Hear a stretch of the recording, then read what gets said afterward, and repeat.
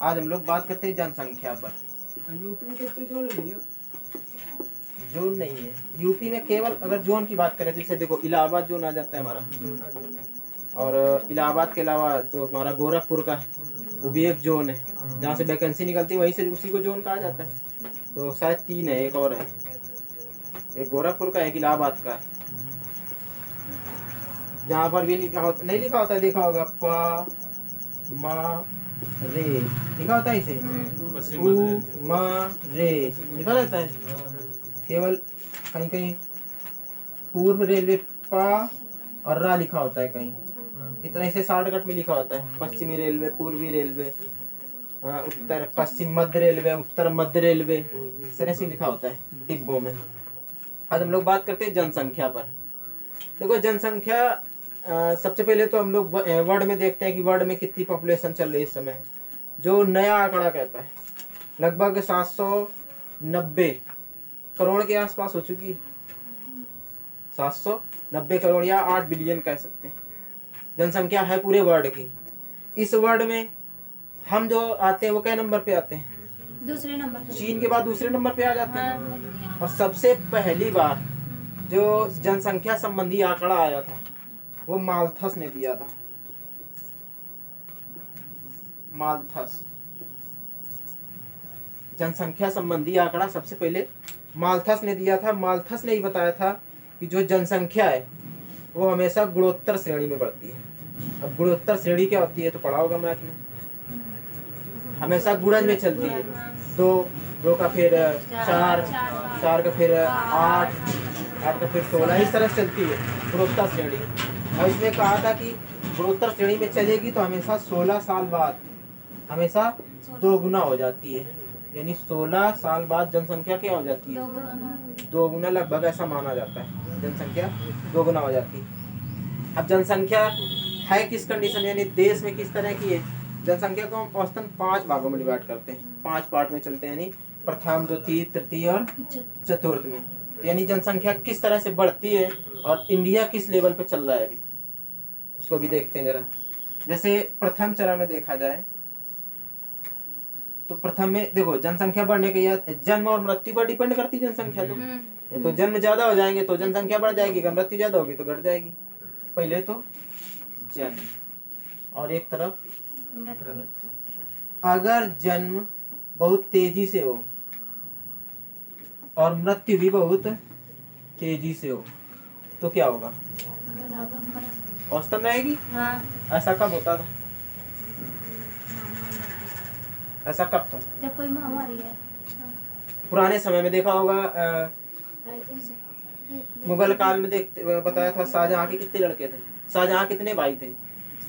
मतलब शाहजहां के कितने लड़के थे ये बताओ? 7 थे। पैदा कितने हुए थे? मतलब बच्चे 3 14 थे। 14 थे। 14 में बचे कितने? 7। यानी जनसंख्या देख लो, जितने पैदावार उतनी ही मृत्यु।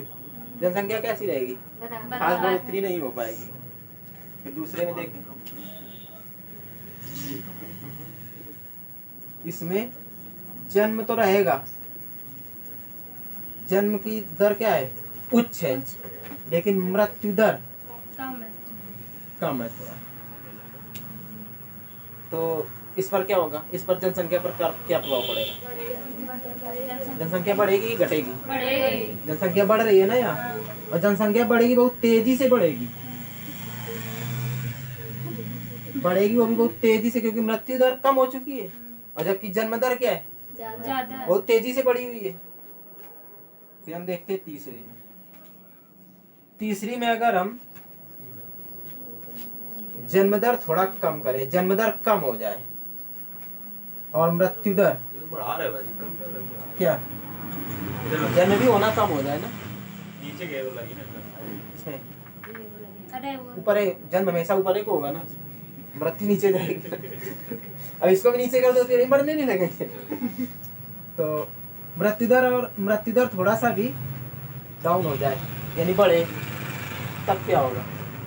इस कंडीशन में जनसंख्या क्या होगी? एवरेज, यानी बराबर है। बराबर पे रहेगी, ना बढ़ेगी ना घटेगी, यानी औसतन स्थिर हो जाएगी। इसको हम स्थिरता कह सकते हैं, स्थिर हो जाएगी, हो जाएगी स्थिर। कब? जब जन्म भी औसतन बढ़े और मृत्यु भी औसतन बढ़ जाए। फिर चौथी कंडीशन पे क्या आता है?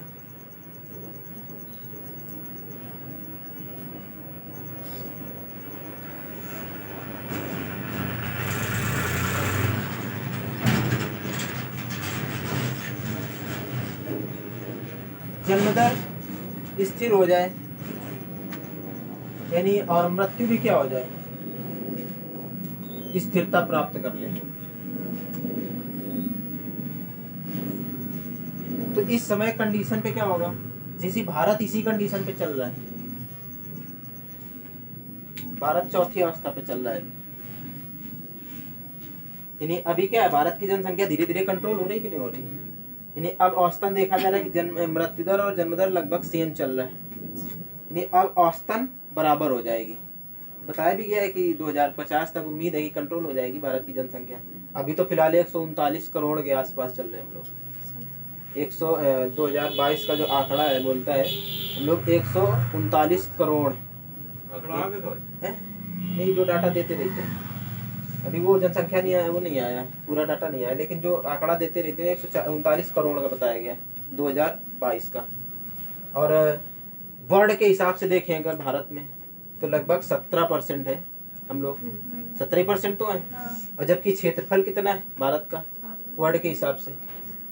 क्षेत्रफल में 7वें स्थान पर है, 7वें स्थान पर है क्षेत्रफल। हम पूछ रहे हैं क्षेत्रफल कितना है वर्ल्ड का? 2.4, यानी 2.4% भारत का क्षेत्रफल है। और जबकि जनसंख्या टोटल विश्व का कितने है? 17%। और पांचवी अवस्था जाती है, पांचवी अवस्था जाती है जिस समय जन्म भी कंडीशन सेम हो जाए और मृत्यु भी क्या हो जाए, तो ये आ जाते हैं हमारे विकसित में, विकसित देश आते हैं। देखते हो कि वहाँ की जनसंख्या नियंत्रित रहती है, कोई बढ़ती ही नहीं है। जैसे विकसित देशों में चाहे यूएसए को ले लो, चाइना को नहीं, और रूस वगैरह है या कनाडा वगैरह है, जापान वगैरह, इनकी जनसंख्या क्या है? नियंत्रित, ज़्यादा ना बढ़ना है ना घटना है, कंडीशन सेम चलती है। हम लोग चलते हैं भारत पे, देखते हैं थोड़ा सा। अब आते हैं हम लोग भारत पे। तो ये 4 चरणों में चलती है हमारी क्या जनसंख्या, 5 चरणों में। भारत इस समय किस चरण से गुजर रहा है? चौथी चरण से भारत गुजर रहा है इस समय। जबकि तीसरे चरण में स्थिरता आती है और इसमें अति स्थिरता आ जाती है, इसमें सबसे अधिक अत्यधिक स्थिरता आ जाती है। इसमें स्थिरता है, इसमें अधिक स्थिरता है, जबकि यहाँ अत्यधिक स्थिरता आ जाती है। नहीं, यहाँ जनसंख्या बिल्कुल पूर्णतया कंट्रोल है। उन देशों में ना तो जनसंख्या बढ़ रही है ना घट रही है, औसतन चलता है। वहाँ ऐसा नहीं है कि यहाँ जैसे भारत में देखते हो एक मतलब लड़की अगर हो रही है तो लड़के के चक्कर में 6 ठो की लाइन लगा देंगे, वो यहाँ नहीं है। वहाँ अगर एक चीज एक ही होना है, चाहे लड़की हो जाए चाहे लड़का, बस बोले एक से काम खत्म, उसके बाद दूसरा नहीं करना है, चाहे लड़की हो चाहे लड़का, क्योंकि वहाँ समानता है। जैसे अमेरिका वगैरह में देखते हो, वहाँ तो पता ही नहीं चलता, शादी आज हुई कल टूटी, फिर परसों हुई फिर टूटी, चलता है कि नहीं चलता है? वहाँ तो ये मतलब जब जैसे नाम लिखाया जाता है तो स्कूल तक, यानी छोटा बच्चा जब इंटर तक पढ़ के जाएगा तो कम से कम उसके हर स्कूल में पिताजी का नाम चेंज ही होगा। और क्या भाई, जब हुआ होगा उस समय तो दूसरे पिताजी होंगे, 5 साल बाद उसका डिवोर्स होगा, दूसरे आ गए। जब स्कूल में नाम लिखा है तब दूसरे पिताजी, इंटर में दूसरे पिताजी से, ग्रेजुएशन में दूसरे पिताजी। तो वहाँ तो नाम चेंज होता रहता है। नहीं तो भाई लड़का साथ के साथ रही, पापा के साथ रही, मम्मी के साथ, मम्मी के साथ रहता ज्यादा, सब मम्मी के साथ रही।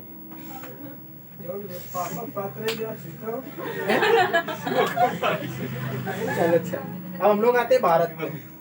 देखो भारत में जैसे कहा जाता है कि जैसे 1921 में जनसंख्या इतनी तेजी से बढ़ी थी, इसे विभाजन वर्ष बोला गया, क्योंकि जो जन्म दर था वो तेजी से हुआ और मृत्यु दर क्या हो गई, बहुत डाउन हो गई। यानी दूसरी कंडीशन पे ये तो बन रही थी। दूसरी कंडीशन पे जनसंख्या क्या हो रही थी, मृत्यु दर तो बहुत तेजी से, जन्म दर तो बहुत तेज था, लेकिन मृत्यु दर क्या थी, कम थे। सिंगल थी, यानी एक डंडी लगी थी। स्वाभाविक सी बात है, क्या इसे क्या कहा जाएगा, जनसंख्या विभाजक वर्ष बोला जाता है, महाविभाजक बोला जाता है, महाविभाजक वर्ष। जबकि एक 1951 में भी बढ़ी थी जनसंख्या, इसे केवल विभाजक बोला जाता है, विभाजक विभाजन वर्ष।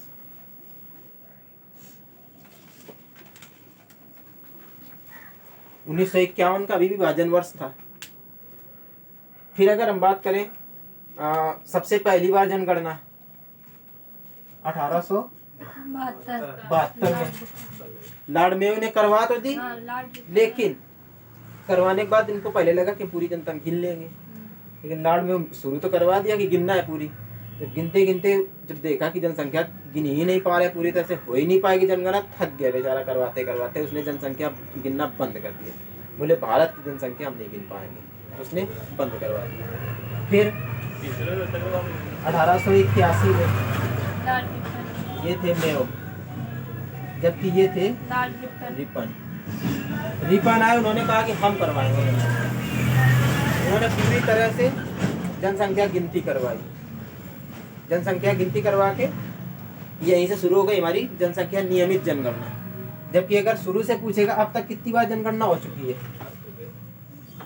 टोटल, अगर नियमित की बात करें तो 15 वही है ही, हाँ, और अगर वह वैसे और नहीं नियमित नहीं, टोटल 15वीं है और नियमित 14वीं है। नियमित जनगणना क्योंकि 81 शुरू हुई तो एक साल एक छूट नहीं गई, हाँ, तो चौदह। तो नियमित तौर पे देखेंगे तो 14 पहुंच रही है, जबकि टोटल कितनी हो चुकी है अब तक, 15 जनगणना हो चुकी है। फिर देखते हैं हम लोग की सबसे ज्यादा जनसंख्या है कहाँ, किन राज्यों में है।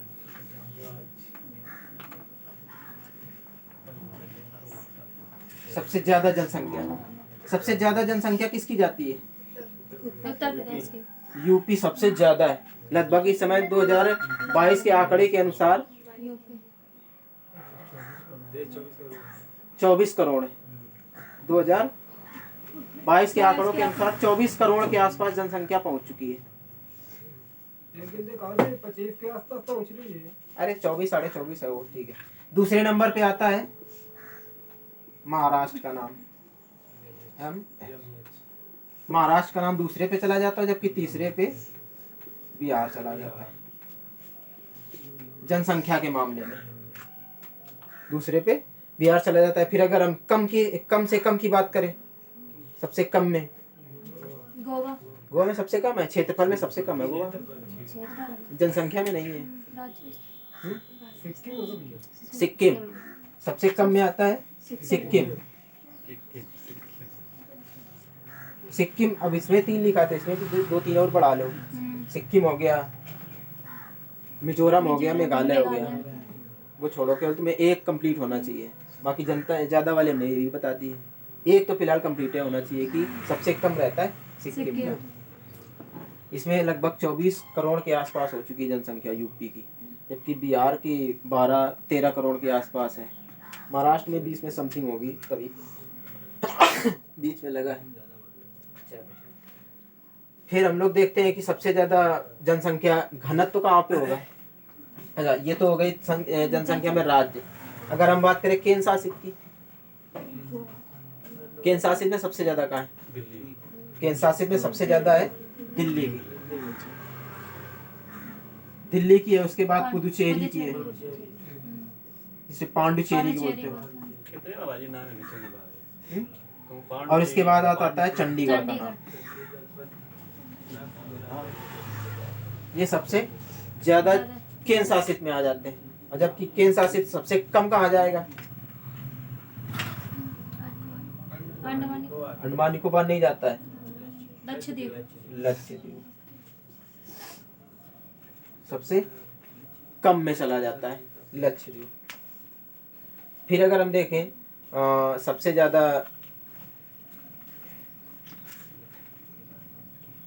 मतलब लिंगानुपात देखें, बच्चों का लिंगानुपात अलग होता है, जबकि वैसे लिंगानुपात अलग है। टोटल भारत का लिंगानुपात है कितना, नहीं 124। नहीं देखो लिंगानुपात निकाला कितने में जाता है? 1000 में तो निकाला जाता है। 1000 पुरुषों में महिलाओं की संख्या कितनी होगी? 924 यही तो होता है लिंगानुपात। 1000 पुरुष में महिला की संख्या कितनी रहेगी? 924 इस समय 924 है। नहीं इस टाइम कुछ नहीं 943 2011 की जनगणना के अनुसार है। अभी तुम्हारे पेपर में 2011 की आएगी, अभी आया नहीं आंकड़ा, तो अभी कहाँ से दे देगा? यानी इस समय 943 के आसपास है महिलाएं। 1000 में 943 महिलाएं। सबसे ज्यादा पुरुषों की संख्या पता है तो कहाँ बताओगे? अगर सबसे ज्यादा लिंगानुपात वाला राज्य देखे तो लिंगानुपात में सबसे ज्यादा केरल। इस समय कितना है? 1084 यानी पुरुष कम है वहाँ पे, महिला क्या है? ज्यादा ज्यादा है। 84 महिलाएं ज्यादा है। जबकि दूसरे नंबर पे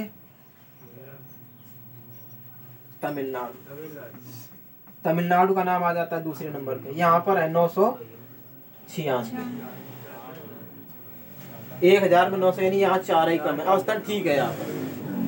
जबकि तीसरे नंबर पे आ जाता है आंध्र प्रदेश, इसमें 993। यहाँ भी औसतन ठीक ही है। ये तो सबसे ज्यादा के थे। फिर सबसे कम में आते हैं अगर हम, तो सबसे कम कहाँ का है?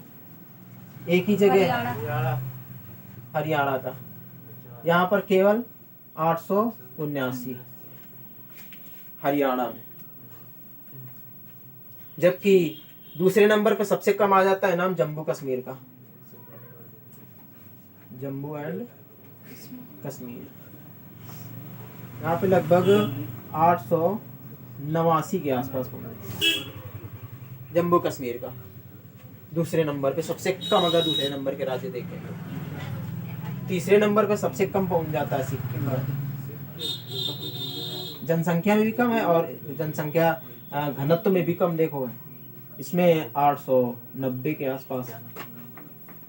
ये सब 2011 ही का आंकड़ा चल रहा है, अभी 2021 का तो आया नहीं। जब आएगा तब देखा जाएगा। अभी 2011 का आंकड़ा है। सबसे कम हरियाणा का, सबसे ज्यादा केरल का। अच्छा, वर्ल्ड में सबसे ज्यादा पुरुष है कि महिला है? विश्व में सबसे ज्यादा महिलाएं। विश्व लेवल में अगर सबसे ज्यादा देखोगे तो महिलाएं। जबकि सबसे पहले अगर देखा जाए तो जनसंख्या किसने कराई थी वर्ल्ड में? किस देश ने सबसे पहले जनसंख्या गिनती कराई थी?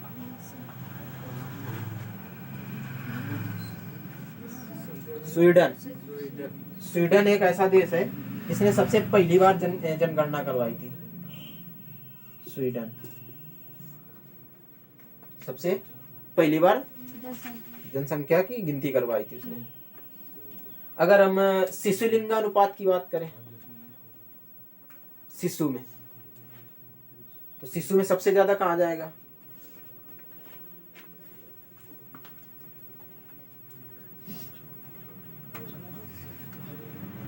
शिशु का सबसे ज्यादा जाता है हमारा, जैसे पूर्वोत्तर के राज्य हैं, पूर्वोत्तर के राज्यों में शिशु का लिंगानुपात सबसे ज्यादा रहता है।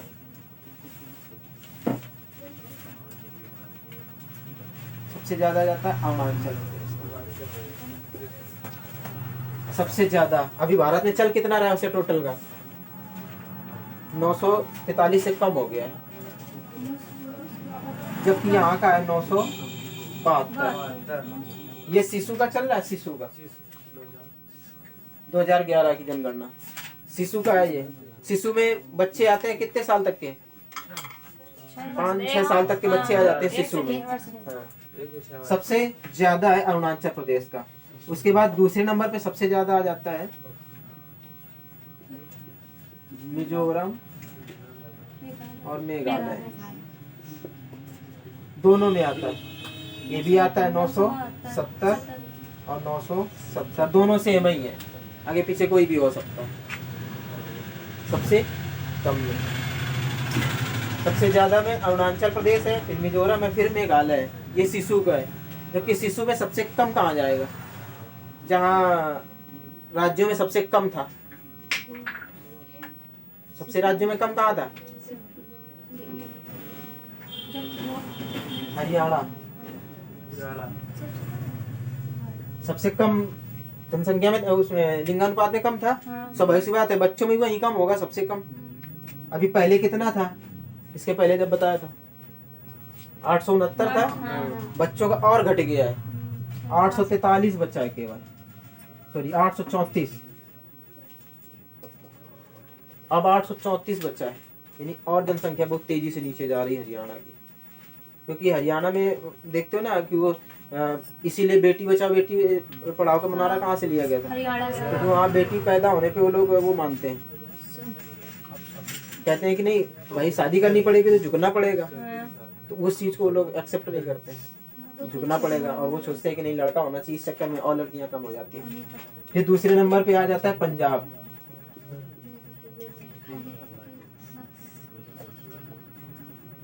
पंजाब का इस समय 846, यहाँ कोई बहुत कम हो गया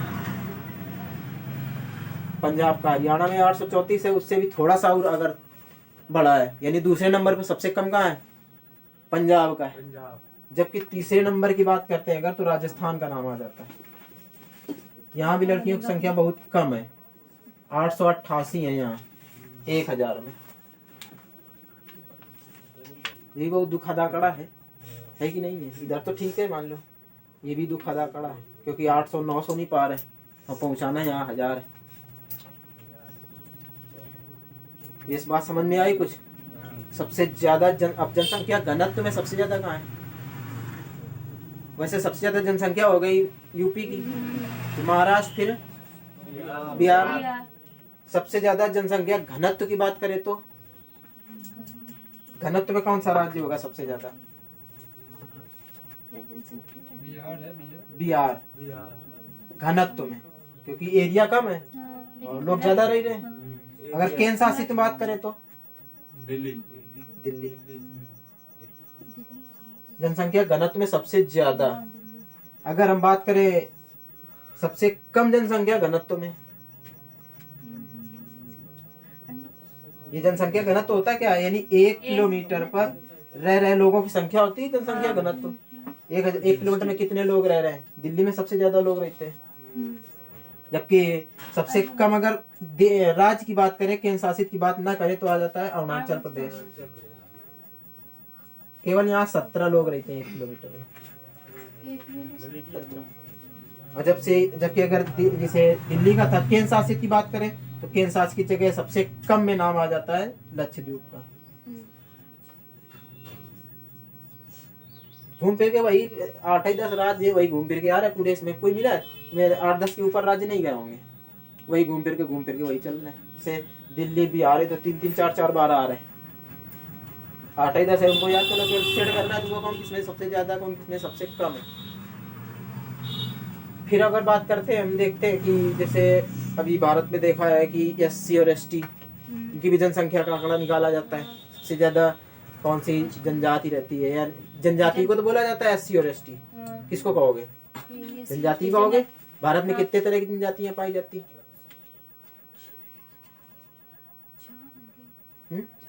4?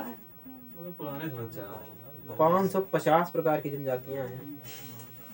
4-5 बता रहा, 550 प्रकार की जनजातियां हैं। और इन जनजातियों को SC और ST दो ही में रखते हो।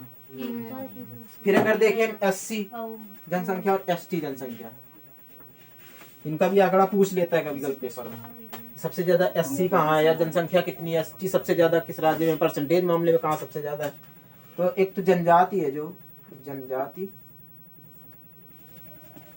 550 प्रकार की जनजातियां हैं भारत में, और इनको 2 पार्ट में बांटते हैं, एक SC और एक ST। दो ही में तो बांटते हो, शेड्यूल कास्ट और शेड्यूल टर्मिनेट, यानी जो चलते फिरते लोग हैं वो ये वाले, और जो स्थायी रह रहे हैं, जो गरीबी रेखा से बहुत नीचे चले जाते हैं, उनको ST में रख दिया है। ये जरूरी नहीं है कि तुम यहाँ पर SC हो या यहाँ पर OBC में हो तो अन्य राज्य में जाओगे तो वहाँ भी OBC रहोगे, ये जरूरी नहीं है। क्योंकि उसका जो मानक है राज्य का, गरीबी रेखा से नीचे का, वो अलग है। अच्छा भैया तुम्हारे राज्य का कौन कौन जात होती है? है। एसटी कौन कौन जात होती है? एसटी में जैसे तुम्हारा ये पसिया वगैरह अच्छा जो चलने फिरने वाले उनका स्थायी निवास नहीं होता है, वो एसटी में आ जाते हैं। एससी में अगर हम बात करें तो लगभग 16% यानी जनसंख्या हमारी अगर 100% के आसपास है तो 16% जनसंख्या किसकी है? 16% भारत में एससी है, जबकि 8.5 यानी 8.5% किसकी है? एसटी की जनसंख्या। तो काफी ठीक ठाक कंडीशन में है ये भी।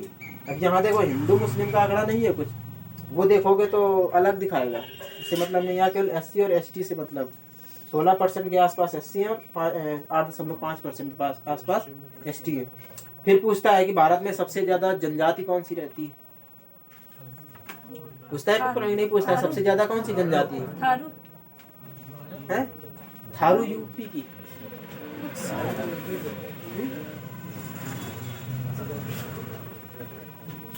भारत में सबसे ज्यादा कौन सी पाई जाती है? गोंड। सबसे ज्यादा औसतन चलता है ये, सबसे ज्यादा भारत में गोंड मिलेगी। जबकि बात करेंगे दक्षिण भारत में है, दक्षिण देखो यहाँ तो पूरे भारत की बात करेगा तब तो मिलेगी गोंड, और अगर पूरे केवल दक्षिण भारत की बात कर दे तो मिल जाएगी टोडो। टोडो है, नीलगिरी की है। तो दक्षिण भारत की बात कर रहा है ना, कि दक्षिण भारत में कौन सी जनजाति सबसे ज्यादा पाई जाती है? टोडो का हो गए। और अगर पूरे भारत की बात करेगा तो गोंड का हो गया। केवल यूपी की बात करेगा तो थारू थारू का हो गया। वो यूपी के अच्छा पेपर एग्जाम आता है तो यूपी के लेवल पे पूछता है केवल। फिर अगर पूछेगा पूर्वोत्तर राज्यों की, देखो एक पूरे औसतन हो गया राज्य की, फिर एक हो गया दक्षिण भारत की या केवल दक्षिण भारत की सबसे ज्यादा जनजाति, एक हो गया पूर्वी भारत, ये पूर्वी राज्य यानी 8 राज्य जो आते हैं हमारे, ये 8 वाले 7 सिस्टर और प्लस 7 सिस्टर और प्लस कौन रहता है? एक सिक्किम 7 सिस्टर में नहीं आता है। 7 सिस्टर यहाँ सिक्किम से हटा देगा तो ये पूरे 7 सिस्टर हैं। असम, अरुणाचल प्रदेश, नागालैंड, मणिपुर, त्रिपुरा, मिजोरम और मेघालय, ये आते हैं 7 सिस्टर में। सिक्किम नहीं आता है 7 सिस्टर में। 8 राज्यों में मिला के सबसे ज्यादा पाई जाती है बोडो। बोडो बोडो भी जनजाति है, ये पूरी भारत की है। और फिर अगर हम लोग कौन सी जनजाति? हम लोग कोई जनजाति नहीं है। अब देखो एक तो यहाँ तक के भारत की बात कर रहा है वो, एक पूरे भारत की बात कर रहा है। फिर अगर इस इलाके की बात कर ले, बिहार और पश्चिम बंगाल साइड का, छत्तीसगढ़ साइड की, यहाँ पर एक जनजाति सबसे ज्यादा पाई जाती है संथाल। अगर छत्तीसगढ़ के आसपास, बिहार के आसपास की जनजाति पूछेगा, सबसे ज्यादा यहाँ पाई जाती है संथाल। पूरे भारत में गोंड, पूर्वी भारत में टोडो, पूर्वी भारत में बोडो, बोडो और दक्षिण भारत में टोडो। क्लियर हुआ कुछ?